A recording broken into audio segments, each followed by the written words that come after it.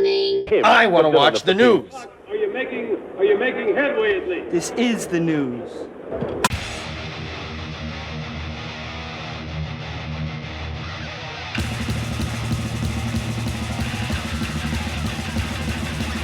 Smack-a-ma-gob, it is time for the only news that matters. And Nikki Sixx has offered further explanation into Motley Crue's decision to split with founding guitarist Mick Mars. It was October 2022 when the band announced Mars was exiting the Crue. At the time, the decision was presented as amicable. Mars would be involved behind the scenes, but no longer tour due to his ongoing battle with his disease. However, shortly after John 5 was announced as his replacement, Mick Mars took legal action, claiming that he was forced out of the band. According to Sixx, it wasn't an individual who pushed for Mars's dismissal, but rather the circumstances that pressured Motley Crue into making the change. This is what Nikki Sixx said. He said, "Listen, we were forced. You know, guys got to choose what you want. You know, you want to break up? Do you want to fuck over concert promoters, Live Nation? You want to screw tour mates Def Leppard? Were they touring with Def Leppard with John 5? I don't remember that. Maybe they were. I don't know. All those tickets, all that planning that we done because one of your band members is too ill to perform live. Though the decision wasn't an easy one, Sixx insisted the band made the right call. He said, we really had to think about it. Like, do you think we wanted to take the grief we took and end up in a lawsuit? But what were we supposed to do? Go home and fucking mow the lawn? Don't you have somebody that you pay to mow your lawn? With all that money Live Nation gives you after you went back on your bullshit contract? It's like your fucking football team. If one of your guys can't play anymore, they bring in another guy. Isn't that funny how he says that? Remember old Motley Crue, even before Karabi? If one person leaves the band, we're done. No more Motley Crue. All four of us. Yeah, that seemed to have changed. Anyway, Motley Crue has remained active since switching guitarists, embarking on a world tour and performing at many rock and roll festivals. The band also released an EP called Cancelled, their first material with John 5 in the lineup earlier this month. Said, we're still here. We're still creative, Sixx told Guitar World. Yeah, creative. They just released a 3-song EP and one of them's a cover. We're able to tour and not tour to the point in the old days when you break the spirit of the human being. We get to go out, play some badass shows, reinvent the band here and there, and really enjoy this time. Alright, this is what I have to say about this bullshit. Complete and utter bullshit. Alright, let's say, and it is legitimate by Nikki Sixx saying, look man, we have a contract with Live Nation, we are obligated to do this shit. One guy's sick, we gotta get somebody. Alright, that I understand. But that's not really what happened. No, they kicked him out. They kicked him out of the band because if it really was because, we had to do these Live Nation shows and we had to bring another guitarist, then why not stop after your contract with Live Nation? Why not stop? Why do you continue without Mick Mars in the band? If it was, we got to keep going because we got some contracts. We got to do the contracts.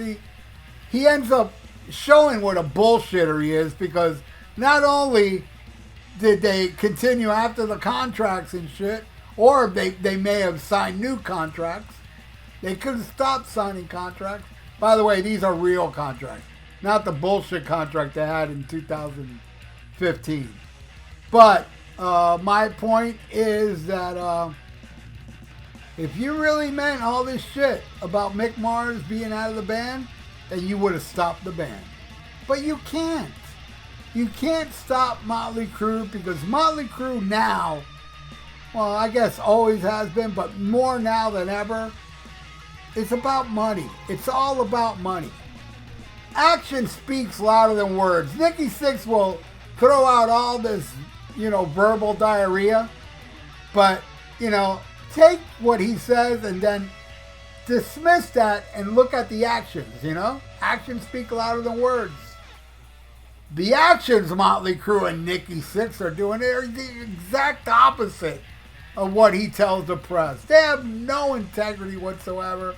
It's all about the money. See, when the Sex Pistols reunited in '96, Johnny Rotten went up in there, in a press conference and said, "We're doing this for the money. I want money,"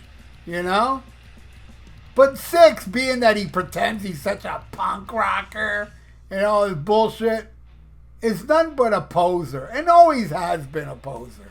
And wants to put out this image that, number one, he's a musician. Number two, he doesn't, play the tapes. And number three, he's doing it for the integrity of the band. He backstabbed an original member. Plain and simple, all right? If it was true and they had to continue because of contracts, I would understand that. I would understand why they would get rid, why they would, do this stuff with Mick Mars being out of the band. But then, Mick Mars proved that to be bullshit and sued them because they were trying to take his percentage away. You're doing that to original member of the band. And let me tell you, man, a lot of people, Team Mick, Team Mick, fuck all four of them.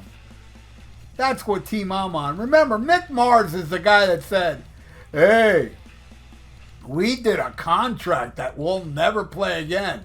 And if we ever do play again, I will pay for everybody's ticket." Yes, that was Mick Mars that said this. So he's just as guilty as the other three, But, people are team Mick. I guess people just don't care. They think that Mick Mars is not a douchebag while the other three are, where you couldn't be more wrong. He's a douchebag. He lied. But at the same time, I'm thinking, hey, man, if you're going to go out on the road without Mick Mars, you better give him 25% because he fucking went along with your bullshit contract. So I really don't think they should take money away from Mick Mars. They should pay him as much as when he was playing on stage with them. Bottom line, Nikki Sixx's band, 6 a.m. had like this hit before Motley Crue broke up, and he thought, well, I'm going to just keep going with 6 a.m. and I'll be making a lot of money off that. But then after the farewell tour a few years later, after he released records that wasn't giving him enough money to keep the heater on in the jacuzzi. That's why he's back in Motley Crue. Come on. He's there to put the heater back in the jacuzzi. But, at the same time, when Tommy Lee, signed the contract and stuff, he didn't do it because he thought he was going to be big, because after all his projects after he left Motley Crue before sucked and didn't do shit. So I don't think Tommy Lee thought that he was going to have like a lucrative solo career afterwards. But he's so sick of Motley Crue that, oh yeah, I'll sign that contract. But then as years go by and he released, flop after flop, he needed to put the heater back in the jacuzzi as well. That's what this is all about, kids. Nikki Sixx would want you to think different. And hey, the truth of the matter is Motley Crue generates money, right? I mean, it's all of us that don't go to these shows and see the YouTube clips and hear the reviews of people that see the shows. It's all negative. It sucks. I'm like, whatever, man. I saw the farewell tour. I saw Alice Cooper blow away Motley Crue, but Motley Crue had a really cool stage show. Better than any Kiss show I've ever seen. It was fucking awesome. The stage show. But musically, it sucked. Vince wasn't good. Mick Mars did probably the most boring guitar solo I have ever seen from the 40 plus years. It's been now 45 years since I've been going to shows, and the most boring guitar solo I've ever seen was Mick Mars. And hey, I saw Poison back in the 80s over for Rat, and Sixx did a guitar solo that was better than what Mick Mars did. That's how bad that goddamn guitar solo was.